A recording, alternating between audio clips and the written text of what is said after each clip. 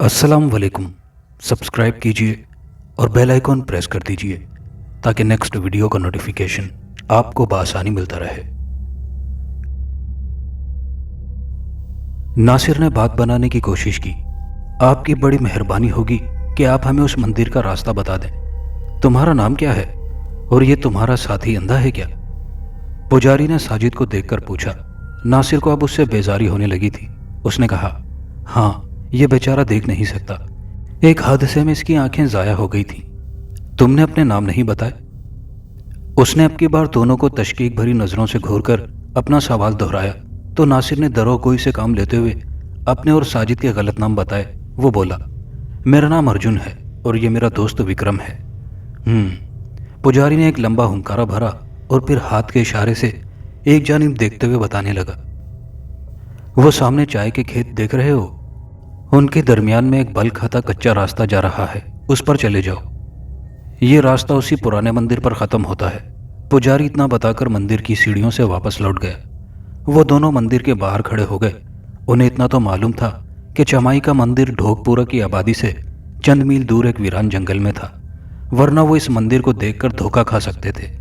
बहरतौर वो दोनों पुजारी के बताए हुए रास्ते पर चल पड़े। फैसला कुन घड़ी आन पहुंची थी। उनका अब किसी भी वक्त आगरम गुरों से टकराव होने वाला था। इस बात को उन दोनों को भी एहसास था, मगर नेक मकसद और सच्चे जज्बे की लगन उन्हें बखुशी आगे बढ़ने पर मजबूर करती रही। नवाज नामी सिपाही की हलाकत ने पूरे मोहल्ले में सनसनी फैला दी थी। उसके दूसरे साथी सिपाही कादर बख्श को गिरफ्तार कर लिया गया था। उसने चीख चीख कर अपनी सफाई में यह कहना चाहा था कि उसकी नवाज से कोई दुश्मनी न थी, बल्कि उसने एक सरकटे पर गोली चलाई थी। मगर लोग यही समझ रहे थे कि कादर बख्श ने उन पुरस्रार हालात से फायदा उठाकर नवाज के साथ उसने अपनी दुश्मनी निकाली थी। उसे गिरफ्तार करने के बाद तफ्तीश शुरू कर दी गई थी। अलबत्ता नवाज के कत्ल के सिलसिले में मोहल्ले वाले सिपाही कादर बख्श की उस राय से मुत्तफिक थे कि वो झूठ नहीं बोल रहा था। लिहाजा नवाज के कत्ल का इल्ज़ाम भी मोहल्ले ने मुश्तरका तौर पर अंधेरी कोठी के बासियों के सर थोप दिया था। अंधेरी कोठी पर पुलिस का पहरा जूं का तू था। मोहल्ले के चंद लोगों ने उन पुलिस वालों के कान भी भरने की कोशिश की कि वो अपनी जानें खतरे में न डालें और यहाँ से चले जाएं। अगरचे कुछ सिपाही इस लर्ज़ाखेज़ वाक़ये के बाद अंदर से खौफज़दा भी हो चुके थे, मगर वो अपने अफसर की हुक्म-उदूली किस तरह कर सकते थे। उधर जीनत और शगुफ्ता भी एक सिपाही की हलाकत पर रंजीदा थीं, मगर वो क्या कर सकती थी। वो जानती भी थी कि ये सारा किया धरा उसी बदरू का था जिसकी भीख कुनी के लिए साजिद और नासिर भेरा नामी गांव गए हुए थे, जिन्हें गए काफ़ी रोज़ बीत चुके थे और उनके अब तक वापसी के आसार तक नज़र नहीं आ रहे थे। ना ही उनकी कोई खैर खैरियत मालूम हुई थी कि खुदा न ख्वास्ता वो जिंदा भी थे या मर चुके थे। शगुफ्ता ने तो अपने भाई साजिद और शौहर नासिर की इस तवील जुदाई में रो रो कर अपना बुरा हाल कर लिया था। जीनत उसे तसल्लियाँ देने के सिवा और कर भी क्या सकती थी। वक्त गुजरता गया। उधर शफकत को भी अब अपने बांजे की फिक्र लाहक होने लगी थी। उसे बार बार यही ख्याल परेशान किए दे रहा था कि पता नहीं वो जिंदा भी हैं कि नहीं। फिर उसे शगुफ्ता के नाबीना भाई साजिद का भी ख्याल आया था कि वो भी तो उसी दिन से गायब था। आखिरी दोनों अचानक कहाँ गायब हो गए थे, उनका कुछ पता न था।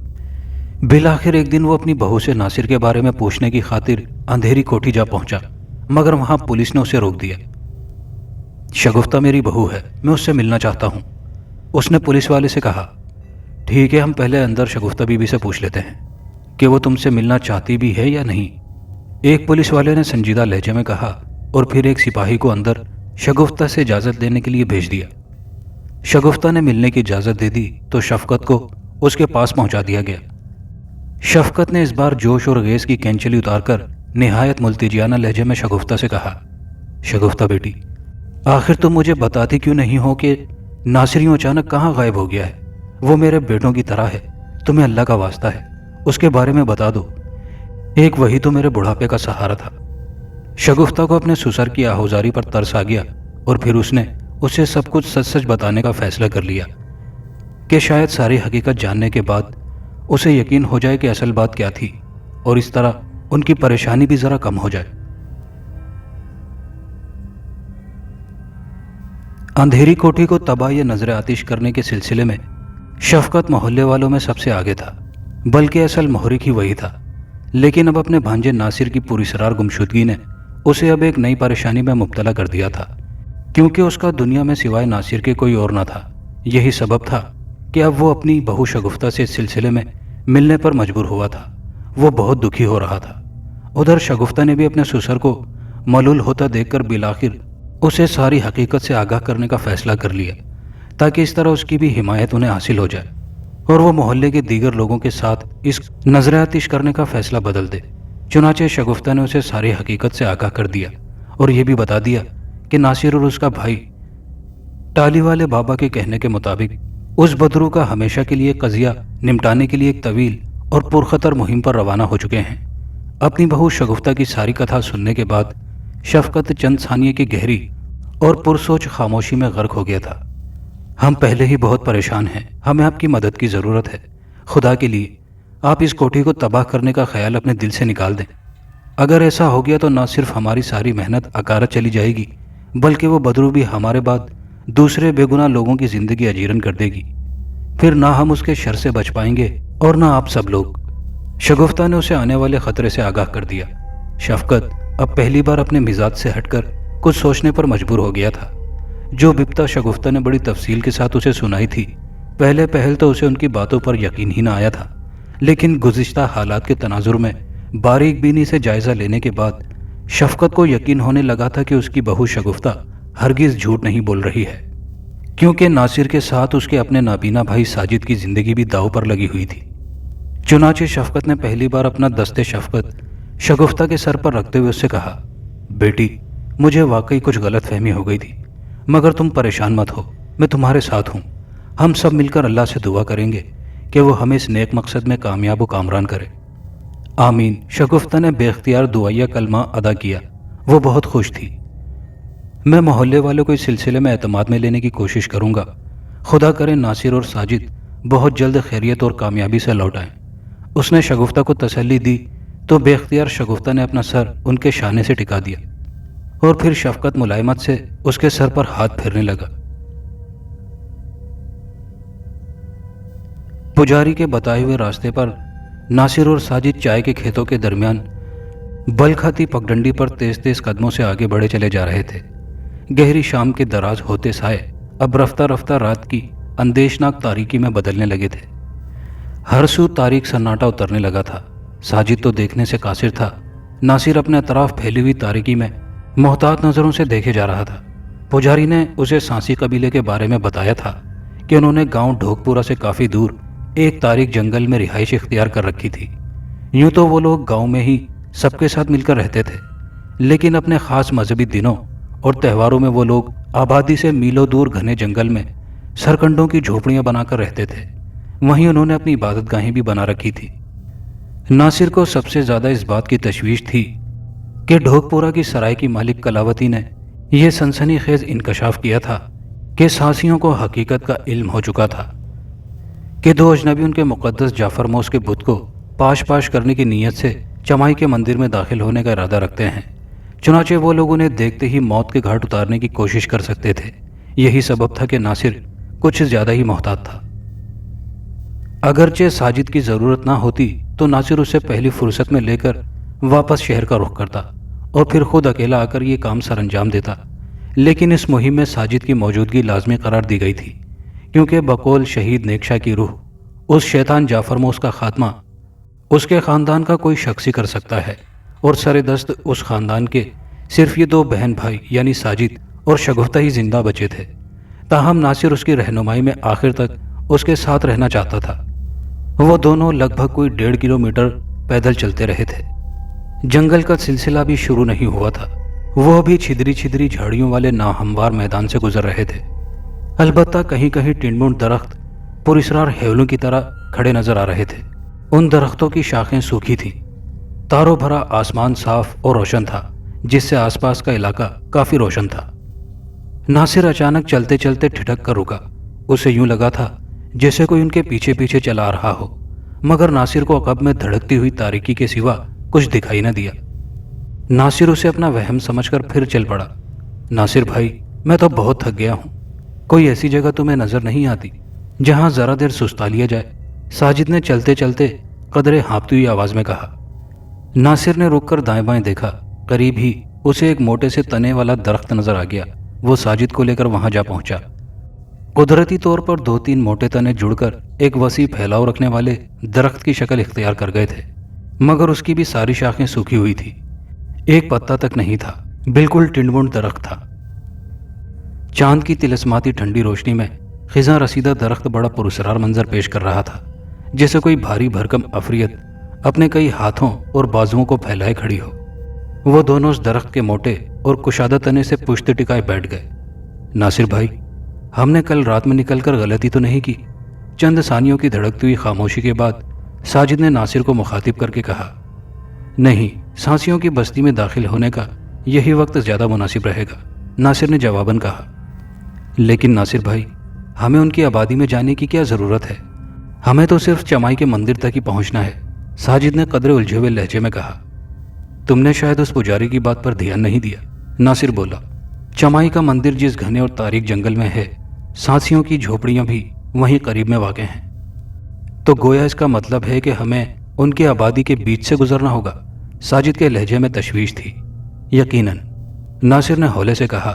اچانک اسے سامنے والے ایک نسبتاً چھوٹے اور کم شاخوں والے ٹنڈمنڈ درخت کے عقب میں ایک سایہ حرکت کرتا دکھائی دیا۔ ناصر بری طرح ٹھٹکا۔ یہ کون ہے؟ وہ بے اختیار بڑبڑایا۔ اس کی دھڑکتی نظریں ہنوز اسی درخت پر مرکوز تھی۔ کون ہے ناصر بھائی؟ ساجد نے جلدی سے پوچھا۔ تم یہاں ٹھہرو، میں دیکھتا ہوں۔ مجھے سامنے والے درخت کے پیچھے کوئی چھپا ہوا محسوس ہو رہا ہے، ناصر نے سرسراتی سرگوشی میں کہا اور پھر اپنی جگہ سے اٹھ کھڑا ہوا۔ اس کے بعد وہ ساجد کو وہیں چھوڑ کر دھیرے دھیرے سامنے والے درخت کی جانب بڑھنے لگا۔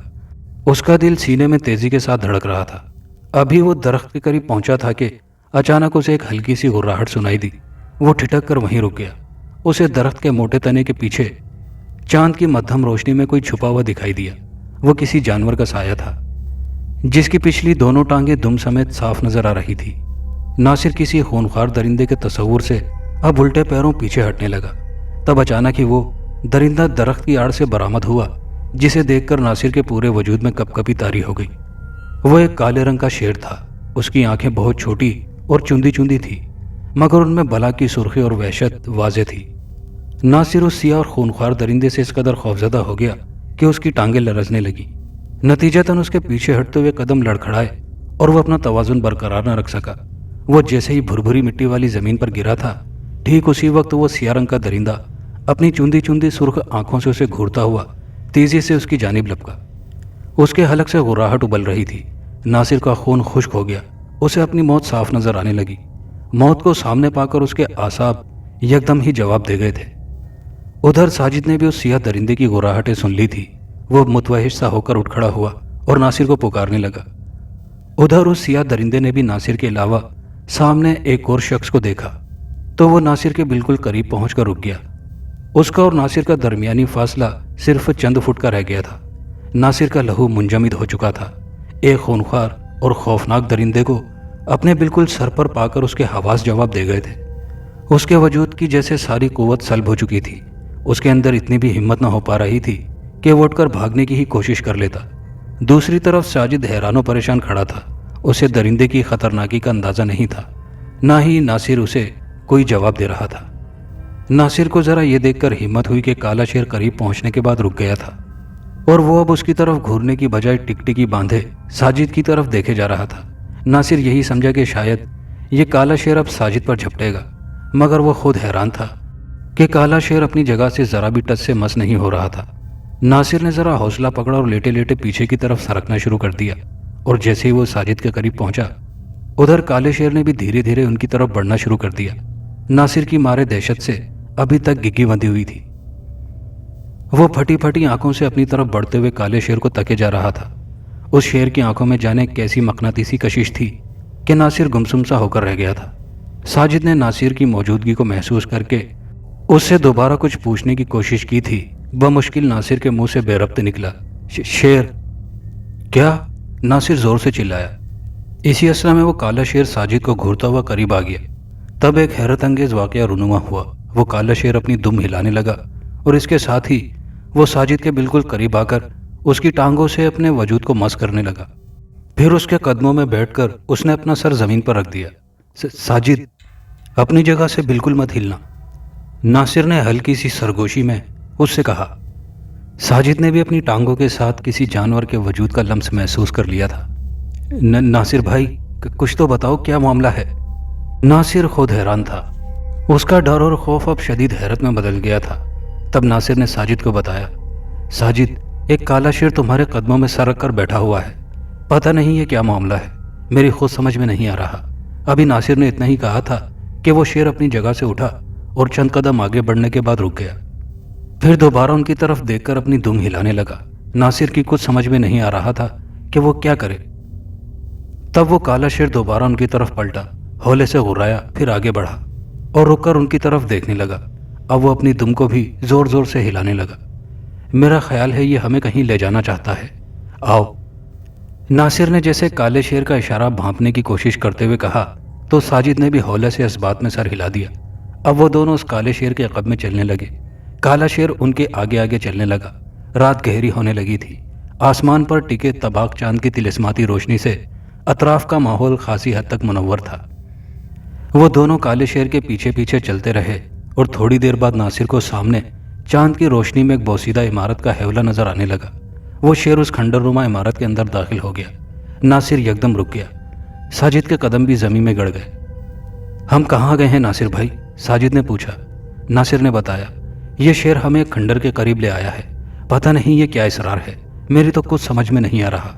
ساجد نے کچھ سوچنے کے بعد پرخیال لہجے میں کہا، ناصر بھائی، لگتا ہے یہ شیر ہماری کوئی مدد کرنا چاہتا ہے، وہ کہاں گیا؟ ہاں، مجھے بھی ایسا ہی لگتا ہے، ناصر نے بھی جیسے کچھ بھانپتے ہوئے کہا۔ ہمیں اس کے پیچھے چلنا ہوگا، آؤ۔ کالا شیر انہیں رکتا دیکھ کر اپنی گردن موڑے ان کی طرف دیکھنے لگا اور دوبارہ اپنی دم ہلانے لگا۔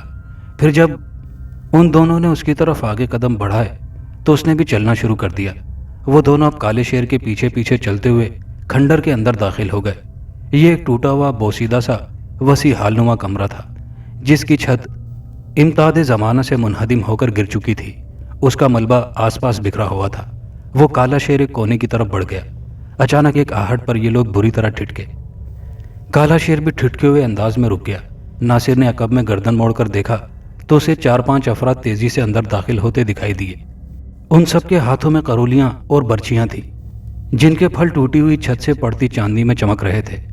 کالا شیر ان لوگوں کی موجودگی محسوس کرتے ہی ایک ٹوٹی ہوئی دیوار سے جست لگا کر باہر نکل چکا تھا۔ وہ 5 افراد ہاتھوں میں قرولیاں اور برچیاں تھامے اندر داخل ہوئے تھے اور ان دونوں کو گھیرے میں لے لیا۔ ناصر کے چہرے پر تشویش کے آثار امڑ آئے۔ اس نے ساجد کے کان میں سرگوشی کر کے اسے خطرے سے آگاہ کر دیا تھا۔ ساتھ ہی ناصر کو اس بات پر بھی حیرت تھی کہ آخر وہ پراسرار کالا شیر کدھر غائب ہو گیا۔ تاہم اس نے اپنے حواس بحال رکھے۔ وہ 5 افراد تنومند اور سیاہ رنگت کے تھے۔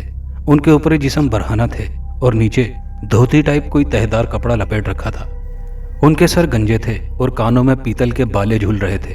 ان کی آنکھوں میں وحشتیں ہلکورے لے رہی تھی، البتہ ان کے قد و قامت دبتے ہوئے تھے۔ کون ہو تم لوگ؟ ان میں سے ایک نے درست لہجے میں ناصر کو گھورتے ہوئے پوچھا۔ وہ نسبتاً زیادہ ڈیل ڈول کا مالک تھا۔ ناصر کو کچھ اندازہ ہوا تھا کہ یہ لوگ سانسی قبیلے کے ہی افراد ہو سکتے تھے، تاہم وہ اپنے حواس بحال رکھتے ہوئے بولا، ہم شاہپور سے آئے ہیں، ایک اخبار کے لیے کام کرتے ہیں۔ تاریخی مقامات کی سیر کرنا اور ان برسوں پرانے کھنڈرات کے بارے میں لکھنا ہمارا پیشہ ہے۔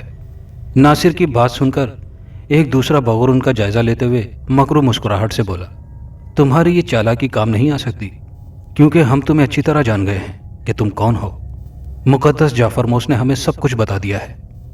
اس کی بات سن کر ناصر اور ساجد کا دم خشک ہونے لگا۔ یہ دونوں ان 5 خونخوار سانسیوں کے گھیرے میں بری طرح پھنس چکے تھے۔ اب تم دونوں مرنے کے لیے تیار ہو جاؤ، تیسرے نے انہیں گھور کر غراتے ہوئے کہا، اور اس کے ساتھ ہی یہ 5 اپنے ہاتھوں میں برچیاں اور کرولیاں لہرائے ہوئے اپنا گھیرا تنگ کرنے لگے۔ ناصر کو اپنی موت صاف نظر آنے لگی۔ وہ تنہا اور نہتا تھا، ان 5 خونخوار اور تنومند سانسیوں سے نہیں لڑ سکتا تھا جو جعفر موس کے پجاری تھے۔ تب پھر اچانک کھنڈر کے اندر ایک دھاڑ گونجی۔ ان کی طرف بڑھتے ہوئے وہ 5 سانسی بری طرح ٹھٹکے۔ ٹھیک اسی وقت ایک درندے نے ان پر جست لگائی تھی۔ ناصر نے دیکھا یہ وہی پراسرار کالا شیر تھا۔ اس نے سب سے پہلے ایک سانسی کی گردن کو अपने जबड़े तले नोकीले दांतों से उधेड़े डाला और फिर दूसरे नोकीले नाखूनों वाला पंजा मारकर उसका चेहरा नोच डाला। बाकी तीनों सांसी काले शेर के मुकाबले पर डट गए। उनके अंदाजो अतवार बड़े जंगजुआना तर्ज के थे। नासिर और साजिद एक कोने में सिमट गए थे। वो तीनों सांसी अपने हाथों में करोलियां तोले काले शेर को घेरे में लिए हुए थे।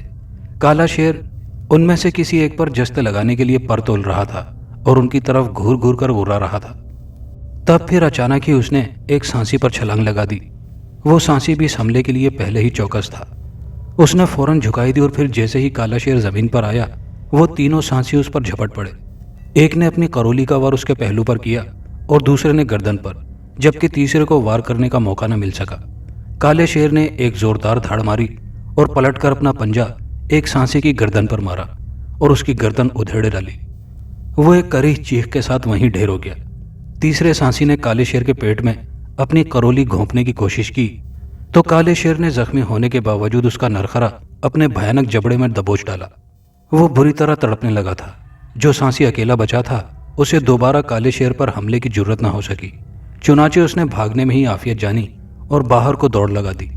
काला शेर अपने दूसरे शिकार को ठिकाने लगाने के बाद हाँफने लगा था। उसकी गर्दन और पहलू से खून निकल रहा था। उसने तीसरे फरार होने वाले सांसी का ताकुब नहीं किया था। नासिर फौरन शेर की तरफ बढ़ा और उसके जख्मों का जायजा लेने लगा, मगर वो क्या कर सकता था सिवाय दुख और अफसोस के। काले शेर ने नासिर की तरफ देखा, फिर अपने जख्म पर जबान फेरने लगा। उसके बाद वो बमुश्किल उठा और अपनी दुम हिलाता हुआ एक गोशे की तरफ बढ़ गया। नासिर ने साजिद को जल्दी जल्दी मुख्तसरन सारी सूरत हाल से आगाह किया और उसे लेकर शेर के पीछे चल दिया। काला शेर एक इंतहाई बाईद तरीन गोशे में आकर अपने दोनों अगले पंजों से जल्दी जल्दी जमीन खुरचने लगा। नासिर और साजिद दमबखुद खड़े थे। नासिर बगौर उसकी यह हरकत देख रहा था। काले शेर ने आने वाहिद में एक खासा गहरा घड़ा खोद डाला था और फिर शेर ने अपना मुंह गड़े में डालकर जब बाहर निकाला तो नासिर ने देखा उसके जबड़ों में एक चौड़े फल वाली कुल्हाड़ी दबी हुई थी, जो उसने साजिद के करीब आकर उसके कदमों में रख दी। उसके बाद एक नज़र उन दोनों को बारी बारी देखा और धीरे धीरे चलता हुआ खंडर से बाहर निकल गया। नासिर ने फौरन आगे बढ़कर साजिद के कदमों से वो कुल्हाड़ी उठा ली और अपने दोनों हाथों में पकड़कर बगौर उसका मुआयना करने लगा। उस कुल्हाड़ी का फल तेजदार था और खासा चौड़ा भी, लेकिन उसका दस्ता बहुत पुरानी मगर मजबूत लकड़ी का था। मजमूई तौर पर नासिर को यह कुल्हाड़ी कदीम तर्ज की महसूस हुई थी। उसने साजिद को इसके बारे में बताया।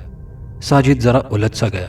उसकी समझ में नहीं आया कि आखिर इस पुरस्रार काले शेर का उसके कदमों में यह कुल्हाड़ी रखने का आखिर क्या मकसद था। लेकिन नासिर कुछ कुछ समझने लगा था कि उसका क्या मतलब था। लिहाजा उसने साजिद से कहा, साजिद, इस काले शेर ने यह कुल्हाड़ी सिर्फ तुम्हारे कदमों में रखी थी, जिसका एक ही मकसद हो सकता है कि यह कुल्हाड़ी तुम्हारे लिए है और जाफर मोस के बुत को सिर्फ तुम ही मिसमार कर सकते हो। लेकिन नासिर भाई, मैं तो देख नहीं सकता। मैं किस तरह इस कुल्हाड़ी से जाफर मोस के बुत को पाश पाश कर सकता हूँ। उसकी बात सुनकर नासिर ने उसे हौसला देते हुए कहा, साजिद, अल्लाह ने अब तक हमारी सारी रुकावटें दूर की हैं। वो आगे भी हमारी मदद करेगा। फिर मैं भी तो तुम्हारे साथ हूँ। मगर वो काला शेर कहाँ चला गया? वो क्या मामला था? साजिद ने पूछा। नासिर एक गहरी सांस खारिज करके बोला, साजिद मियाँ, हम जिन पुरस्रार और नाकाबिले यकीन हालात से गुजर रहे हैं उनमें यह सब मुमकिन है। हो सकता है उस पुरस्रार काले शेर का ताल्लुक कभी नेक शाह से रहा हो।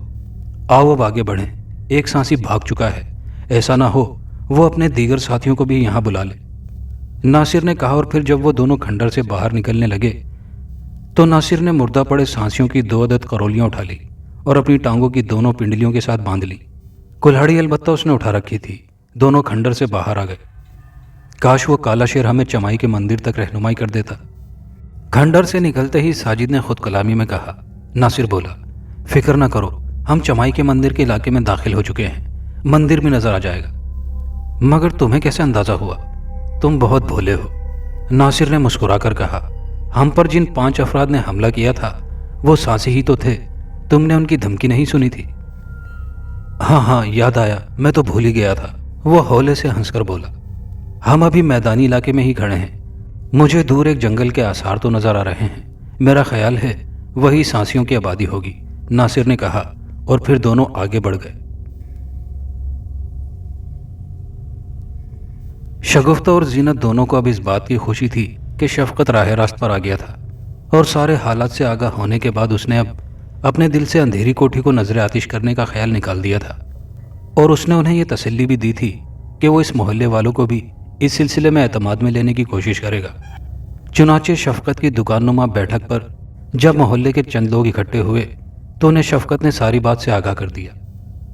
یہ جھوٹ ہے، وہ دونوں عورتیں اپنے جادو ٹونے کو جاری رکھنا چاہتی ہیں، ریاض نامی ایک شخص نے تلخی سے کہا، تو اس کی دیکھا دیکھی ایک دوسرا بھی اس کی تائید میں بولا، ریاض بھائی کی بات درست ہے، اس آسیبی کوٹھی کو کالے اور سفلی عمل کا گڑھ بنایا جا رہا ہے، ایک پولیس والا بھی ان کی بھینٹ چڑھ چکا ہے، کسی روز ہماری بھی باری آ سکتی ہے۔ شفقت نے ٹھنڈے دماغ سے انہیں سمجھانے کی کوشش کرتے ہوئے کہا، تم لوگوں کو میری بات پر بھروسہ کرنا چاہیے، میرا بھانجا ناصر بھی تو آخر ان کے ساتھ ہی رہتا ہے، اور میں کیوں اس کا برا چاہوں گا؟ ہمیں کچھ دن انتظار کر لینا چاہیے، جلد بازی اور اشتعال میں آ کر معاملہ پہلے سے بھی زیادہ بگڑ سکتا ہے۔ محلے کے چند لوگوں میں شفقت کا دوست شمس الدین بھی موجود تھا۔ یہ وہی شخص تھا جس کے ساتھ تیمور کے گھر جا کر انہوں نے ناصر کے لیے شگفتہ کا رشتہ مانگا تھا۔ اس نے بھی شفقت کی حمایت میں محلے کے ان لوگوں کو سمجھانے کی کوشش کی، چنانچہ وہ لوگ خاموشی سے اٹھ کر چلے تو گئے، مگر حقیقت یہی تھی کہ وہ شفقت کی باتوں سے ذرا بھی متفق نہیں ہوئے تھے۔ ان میں ریاض نامی شخص سب سے آگے تھا، لہٰذا اس نے چند لوگوں کو اپنے ساتھ ملا لیا اور اس اندھیری کوٹھی کو آگ لگانے کا منصوبہ تیار کیا جانے لگا۔ وہ لوگ اب یہ سمجھ رہے تھے کہ شفقت اپنے بھانجے ناصر کی وجہ سے دب گیا ہے، لہٰذا اب یہ کام انہیں خود ہی مل کر انجام دینا ہوگا۔ نواز نامی پولیس والے کی ہلاکت کے باوجود اندھیری کوٹھی پر پولیس کا پہرا موجود تھا۔ ریاض اور اس کے ساتھیوں نے سب سے پہلے اس بات کا پتہ لگایا کہ رات کی شفٹ میں کتنے پولیس والے پہرے پر ہوتے ہیں۔ تب انہیں معلوم ہوا، رات کے وقت چونکہ شرپسندی کا زیادہ خطرہ تھا، اس لیے رات میں اب 5 پولیس والے تعینات کر دیے گئے تھے، جبکہ دن اور شام کی شفٹوں میں صرف 2 پولیس والوں کا پہرا ہوتا تھا۔ ریاض نے اس بات کو مد نظر رکھتے ہوئے اپنے ساتھ 6 افراد کو ملا لیا۔ یہ کام بڑی رازداری کے ساتھ کیا جانے والا تھا۔ سب سے پہلے انہوں نے پیٹرول اور مٹی کے تیل کے 4 کینوں کا بندوبست کیا اور 2 افراد کے حوالے ایک ایک کین کر دیا گیا۔ جس ٹولے میں ریاض تھا ان کے پاس 2 کین تھے۔ اب منصوبہ یہ تھا کہ ایک ٹولہ اندھیری کوٹھی کے عقب سے دیوار پھاند کر اندر داخل ہونے کی کوشش کرے گا، جبکہ دوسرا ٹولہ جنوبی دیوار سے نقب لگائے گا، جبکہ خود ریاض اور اس کے بقیہ 2 ساتھی کوٹھی کے دائیں جانب والی دیوار کو پھاندنے کی کوشش کریں گے۔ چنانچہ منصوبہ مکمل ہوتے ہی اس پر عمل شروع کر دیا گیا۔ کوٹھی کی اصل عمارت کے گرد 4 دیواری زیادہ بلند نہ تھی، تاہم پھر بھی اسے نقب لگا کر ہی پھاندا جا سکتا تھا۔ رات جب اپنے نصف پہر میں داخل ہوئی تو یہ لوگ 3 ٹولیوں میں بٹ کر اندھیری کوٹھی کی طرف چل دیے۔ جیسا کہ مذکور ہو چکا ہے کہ یہ کوٹھی الگ تھلگ اور ایک مختصر سے میدانی علاقے میں واقع تھی۔ کوٹھی کے چاروں طرف کا علاقہ خالی پلاٹوں پر مشتمل تھا، اس لیے آگ لگنے کی صورت میں اس کے پھیلاؤ کا خطرہ نہ تھا۔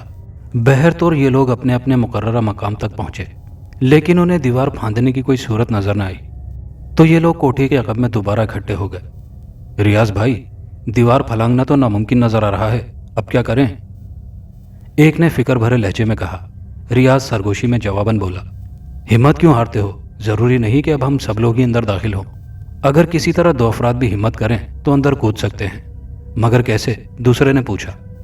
ہم خود سیڑھیاں بن سکتے ہیں، ریاض نے کہا، پھر انہیں سمجھانے لگا۔ وہ سب ریاض کی ذہانت کے قائل ہو گئے۔ اب طے یہ کیا گیا کہ صرف ریاض اور اس کا ایک ساتھی اندر داخل ہوں گے، بعد میں رسی کی مدد سے پیٹرول کے گیلن اوپر کھینچ لیے جائیں گے، لہٰذا ایسا ہی کیا گیا۔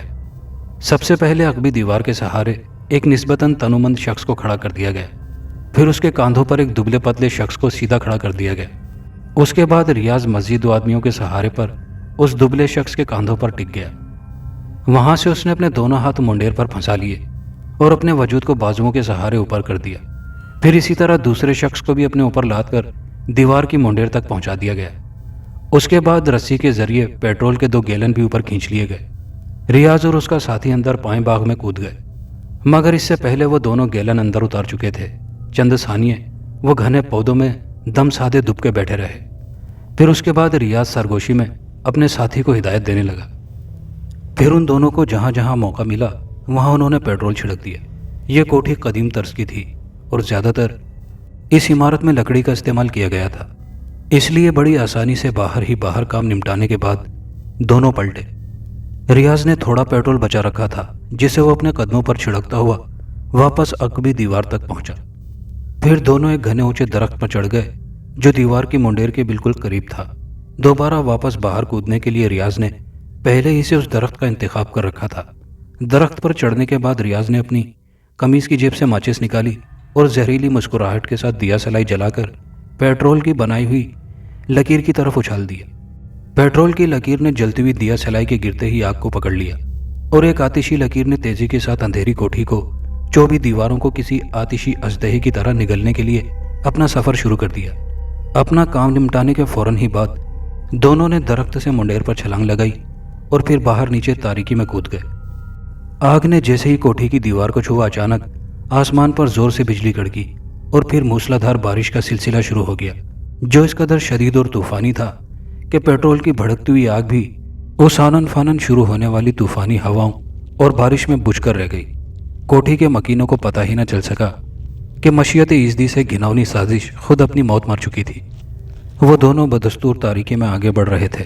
ان 5 سانسیوں کے حملے کے بعد سے ناصر اب پہلے سے زیادہ محتاط ہو گیا تھا، لہٰذا وہ اپنے گرد و پیش میں گہری نظریں ڈالے ہوئے ساجد کے ساتھ تیز تیز قدموں سے آگے بڑھ رہا تھا۔ ناصر کا دل تیز تیز دھڑک رہا تھا۔ اسے اب ہر قدم پر خطرہ سانپ کی طرح پھن گاڑے گھات میں بیٹھا محسوس ہو رہا تھا۔ جنگل قریب آنے لگا تھا۔ یہ اس قدر گھنا اور تاریک جنگل تھا کہ ناصر کے لیے اس کے اندر داخل ہونے کا تصور ہی محال ہو رہا تھا، مگر وہ محتاط اور چوکس تھا۔ جنگل کے قریب پہنچ کر وہ ذرا دیر کے لیے رک گیا۔ جنگل کے اندر آسیبی سناٹا طاری تھا۔ بہرطور ذرا دیر بعد ناصر اور ساجد نے اللہ کا نام لے کر آگے قدم بڑھا دیے۔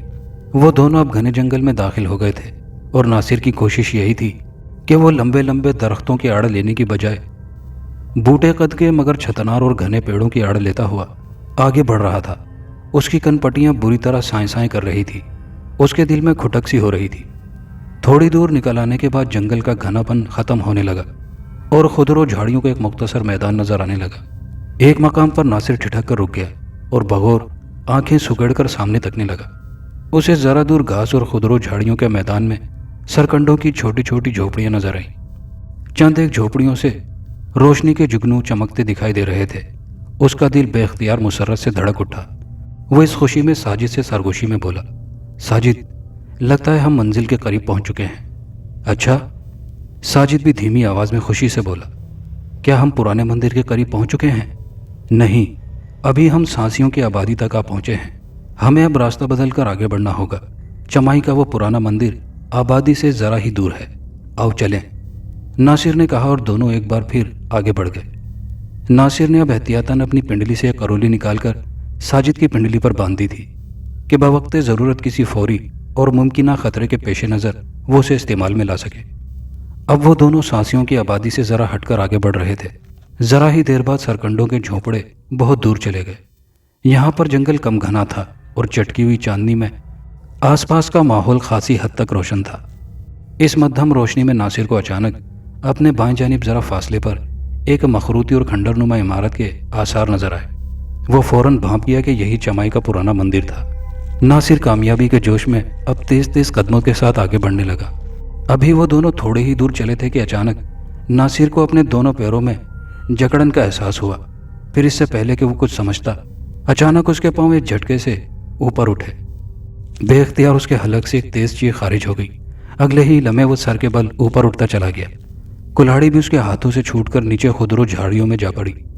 ساجد بیچارہ حیران پریشان کھڑا تھا۔ وہ ناصر کو آوازیں دینے لگا۔ ٹھیک اسی وقت آس پاس کی جھاڑیوں سے 6-7 ننگ دھڑنگ سانسی اپنے ہاتھوں میں کرولیاں اور نیزے سنبھالے نمودار ہوئے اور انہوں نے حیران و پریشان کھڑے ساجد کو چاروں طرف سے گھیر لیا۔ ناصر نے ساجد کو خطرے میں پایا تو اس کے وجود میں جوش کی ایک تیز سی لہر آئی۔ منزل کے قریب پہنچ کر وہ شکست سے دوچار نہیں ہونا چاہتا تھا، چنانچہ اس نے ہمت اور جرأت سے کام لیا اور کسی طرح زور لگا کر اپنے سر کے بل فضا میں معلق وجود کو سمیٹ کر اپنی پنڈلی پر بندھی ہوئی کرولی نکالی اور پھر ٹانگوں کی رسی کاٹ ڈالی۔ لیکن اس نے یہ احتیاط رکھی تھی کہ اس کا دوسرا جھولتا ہوا سرا اس کے ہاتھوں میں ہی مضبوطی سے تھما رہے، ورنہ سر کے بل گرنے سے اس کے گردن کی ہڈی ٹوٹ سکتی تھی۔ بہرطور دونوں پیروں کی بندش کاٹنے کے بعد وہ نیچے کود گیا۔ وہ پانچوں سانسی اب اس کی طرف متوجہ ہوئے۔ ناصر نے یہاں جوش کی بجائے ہوش سے کام لیا اور چلا کر ان لوگوں سے بولا، بے وقوفو جلدی کرو، وہ دونوں مسلمان تمہاری عبادت گاہ میں داخل ہو چکے ہیں، انہیں روکو۔ وہ مقدس جعفر موس کا بت पाश पाश करने वाले हैं। उनके साथ काला शेर भी है, जिसने तुम्हारे दूसरे साथियों को भी हला कर डाला है। नासिर की बात सुनकर और पांचों सांसियों के चेहरों पर एक लम्हे को उलझन के तासुरात उमड़ पड़े थे। नासिर ने बगौर उनके चेहरों का जायजा लेते हुए पहले ही इत्मीनान कर लिया था कि इनमें वो शख्स तो मौजूद न था जो काले शेर के पंजों से अपनी जान बचाकर भाग निकला था, वरना वो उन दोनों को पहचान लेता। मगर तुम कौन हो? एक सांसी ने करोली लहराते हुए कदरे तेज लहजे में उससे पूछा। हमें कलावती ने भेजा है यहाँ ताकि हम तुम्हें खतरे से आगाह कर सकें। नासिर को चूंकि मालूम था कि ढोकपुरा के सराय की मालिक कलावती भी सांसी कबीले से ही ताल्लुक़ रखती थी, जिसे बाद में उन्होंने पुलिस के हवाले करवा दिया था। लिहाजा यही सबब था कि कलावती का हवाला देने पर वो लोग कुछ सोचने पर मजबूर हो गए थे। लिहाजा वो सब उन्हें छोड़कर पुराने मंदिर की तरफ दौड़े, मगर दूसरे ही लम्हे गूंजदार आवाज़ पर वो ठिठक कर रुक गए। खबरदार, इनके झांसे में ना आओ। यही वो दोनों मूजी हैं जो मेरे बुत को पाश पाश करने आए हैं। इन दोनों को तुरंत ख़त्म कर डालो। नासिर और साजिद उस आवाज़ को पहचान कर लरज़ उठे। ये जाफ़र मोस की बदरू की आवाज़ थी। खतरा महसूस करते ही नासिर ने सबसे पहले ज़मीन पर पड़ी कुल्हाड़ी उठा ली और फिर साजिद का हाथ पकड़कर दाएं जानिब कदम झाड़ियों की तरफ दौड़ता चला गया। वो पांचों सांसी अब खूनखार आवाज़ निकालते हुए उनकी तरफ दौड़े। नासिर और साजिद झाड़ियों और दरख्तों के गुंजान सिलसिलों की आड़ लेते हुए एक लंबा चक्कर काटकर चमाई की खंडरनुमा इबादतगाह के अकबी दीवार के करीब जा पहुंचे। वो चंद लम्हे वहां दम साधे खड़े रहे। उसके बाद नासिर ने साजिद को अपने अकब में आने का कहा और फिर दोनों दीवार से चुपके चुपके इबादतगाह के मरकजी दरवाजे की तरफ बढ़ने लगे। इबादतगाह का दरवाज़ा शिकस्त और टूटा हुआ था। नासिर को हैरत थी कि उन्होंने अपनी इस इबादतगाह की नए सिरे से मरम्मत तो एक तरफ, थोड़ी सी ठोका ठाकी भी ना की थी। आखिर क्या वजह थी?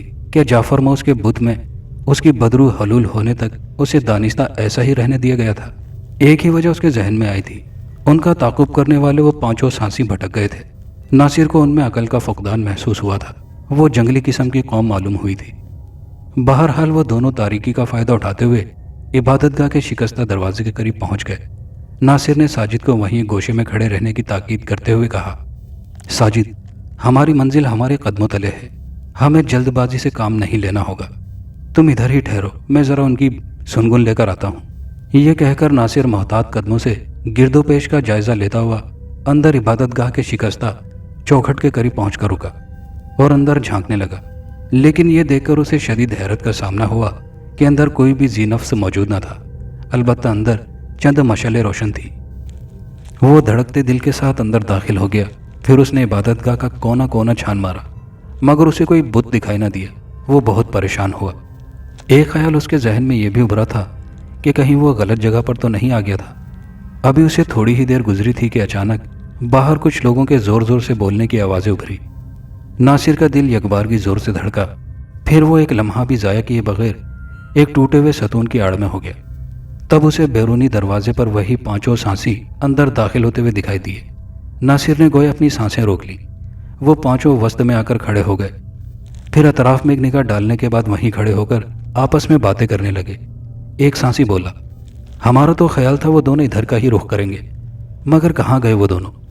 दूसरा सांसी बोला, वो दोनों मूर्ख यहाँ ज़रूर आए होंगे, लेकिन मुक़द्दस जाफ़र मोस का बुत ना पाकर वापस चले गए होंगे।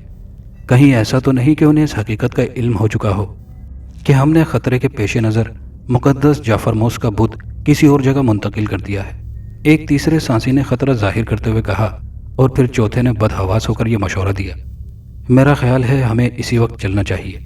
क्या खबर वो दोनों मूर्ख वहाँ तक ना पहुँच गए हों। सब ने उसकी बात की तायद करते हुए बैक वक्त सर हिलाया और बाहर को दौड़े। नासिर ने उनकी बातें सुन ली थी, चुनाचे वो भी लम्हा ज़ाया किए बगैर इबादतगाह से बाहर आया।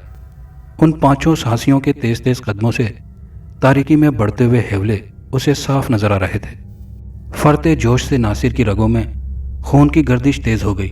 उसने साजिद को साथ लिया और फिर वो दोनों उनके ताक़ुब में चल पड़े। खासी दूर निकल आने के बाद छोटे बड़े टीलों का सिलसिला शुरू हो गया था।